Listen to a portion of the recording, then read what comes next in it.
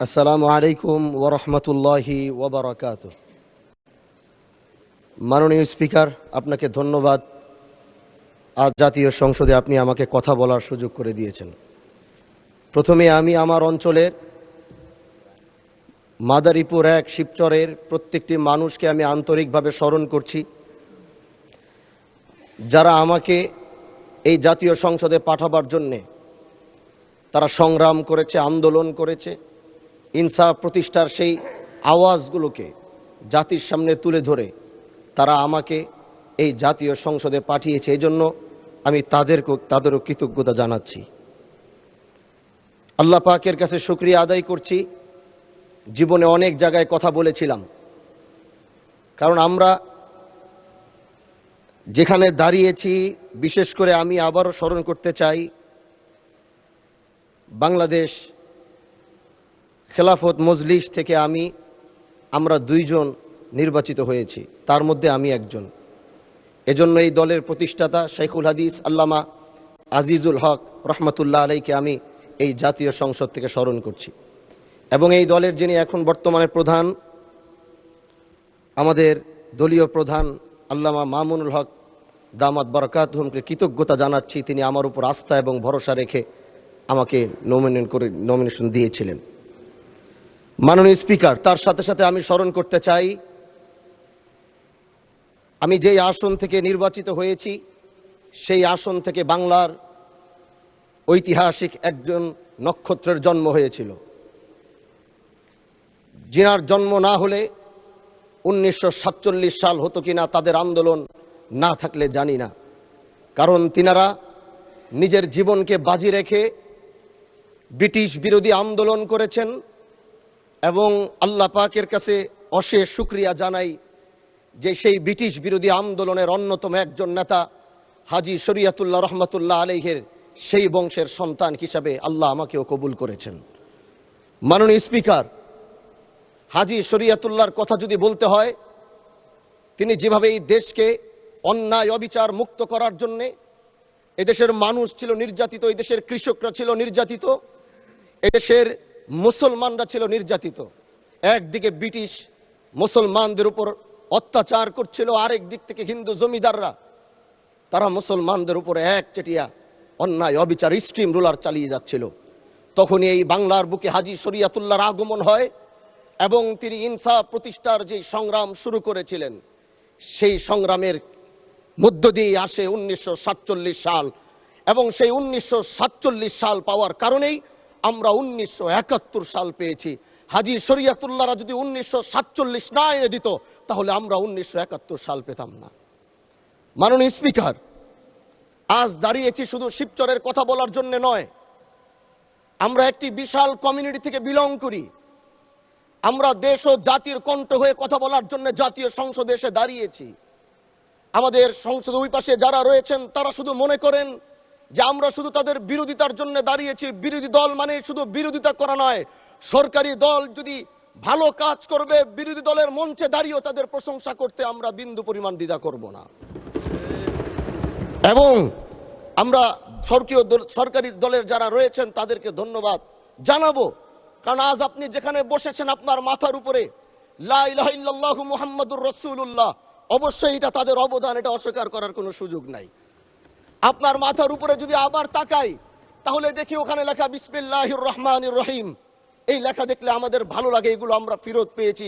সরকারি দলের প্রশংসা যদি করতে হয়, তাহলে আমরা এইভাবে করব। যখন তাদের প্রশংসা করা দরকার, আমরা দাঁড়িয়ে প্রশংসা করব।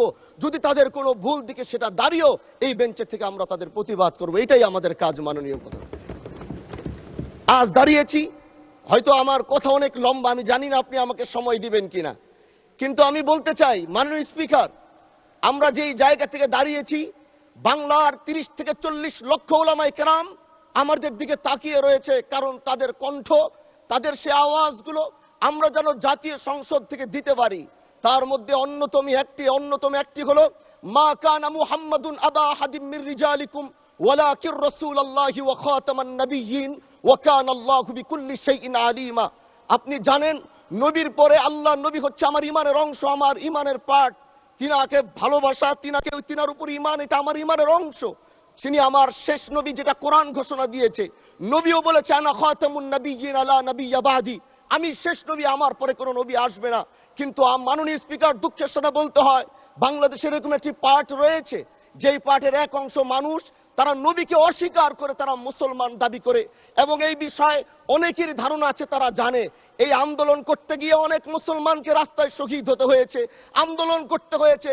স্বাধীনতার পর থেকে আজও সে আন্দোলন চলছে, কিন্তু আজও পর্যন্ত সেটা পাইনি। আমি মাননীয় প্রধানমন্ত্রীকে বলবো, আপনি বাংলাদেশে একটি ইতিহাস রচনা করে যাবেন। আপনার মাধ্যমে যদি এটা স্বীকৃতি পায়, যারা নবীকে অস্বীকার করে তারা কোনোদিন মুসলমান থাকতে পারে না, এটা আইনের মাধ্যমে, এটা বাংলাদেশের পার্লামেন্ট থেকে ঘোষণা হবে, সেটা আমরা চাই। মাননীয় স্পিকার, আরেকটি কথা, আপনি জানেন আমরা আমাদের নবীকে সবচেয়ে বেশি ভালোবাসি, যিনি আখিরি নবী, যাকে বলা হয়েছে ওয়ামা আরসালনাকা ইল্লা রাহমাতাল লিল আলামিন। আমরা বারবার দেখছি কিছুদিন পর পর কারা যেন কিভাবে এসে আল্লাহ নবীর শানে কটূক্তি করে, নবীকে নিয়ে অশ্লীল ভাষায় গালিগালাজ করে, নবীর শানে কটূক্তি করে। এই আন্দোলন, এই সংগ্রাম করতে গিয়ে আপনিও মাননীয় স্পিকার দেখেছেন, রাস্তাঘাটে আন্দোলন করতে গিয়ে কত মানুষ মৃত্যুবরণ করেছে। যদি একবার বাংলাদেশের আইনে, কারণ মুসলমান যদি আমাদের বাংলাদেশে পার্সেন্টেজ অনুযায়ী আমাদের অবশ্যই মুসলমানদের সংখ্যা এই দেশে অনেক বেশি। আমরা তো অন্য কিছু চাচ্ছি না। এই দেশের মানুষ নামাজ না পড়লেও যদি কেউ নবীকে কটূক্তি করে, তার কলিজা ছিঁড়ে যায়, সে রাজপথে নেমে যায়। আমি বলবো, যারা নবীকে কটূক্তি করে, নবীর নামে গালিগালাজ করে, এদের মৃত্যুদণ্ড, এই আইনটাও যেন বাংলাদেশের এই সংসদ থেকে পাশ করা হয়। মাননীয় স্পিকার, এই কথাগুলো বলতে গিয়ে অনেক কথা হারিয়ে যাচ্ছে। এলাকায় বলেছিলাম যে আমরা ন্যায়ের পক্ষে কথা বলবো, ইনসাফের পক্ষে কথা বলবো। তখন অনেকে হাত ধরে বলেছিল, হানজালা ভাই, জাতীয় সংসদে যখন যাবেন একটু বললেন হাদি হত্যার বিচারটা যেন হয়। জি, 2 মিনিট বাড়ানো হলো, আরো বলেন। আজকে যে সন্তানটা ন্যায়ের পক্ষে কথা বলেছিল, ইনসাফের আওয়াজ দিয়েছিল, আমাদের মতোই যুবক, মাননীয় স্পিকার, তিনি এই যে স্বপ্ন বুনেছিল এক সুন্দর বাংলাদেশ করবার, রাস্তার ভিতরে সেই স্বপ্ন থামিয়ে দেওয়া হয়েছে।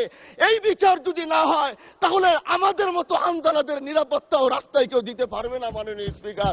এজন্য আপনার মাধ্যমে আমি বলতে চাই, হাদি হত্যার বিচার যেন সুনিশ্চিত করা হয় মাননীয় স্বরাষ্ট্রমন্ত্রীর মাধ্যমে। মাননীয় স্পিকার, আর কথা আমি আর বেশি লম্বা দীর্ঘ আলোচনা করব না। আমার এলাকায় মাদক নিয়ে বড় মুশকিলে আছি, প্রশাসনের সেই সহযোগিতা আমি পাচ্ছি না। একদিক থেকে আমি নিজে মাদক বিরোধী সংগ্রামে নিজে রাস্তায় নেমে মাদকের বিরুদ্ধে আমি নিজে অভিযান চালিয়েছি।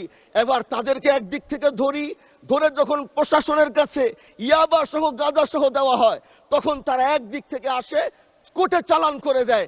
একদিক থেকে গোটা দেশ বলছে এই দেশ মাদক মুক্ত করতে হবে, আর একদিক থেকে যখন তাদেরকে আমরা কোর্টে চালান করছি, 3 দিন থেকে 4 দিনের মাথায় জামিন নিয়ে এলাকায় এসে আবার মাদক ব্যবসা করছে।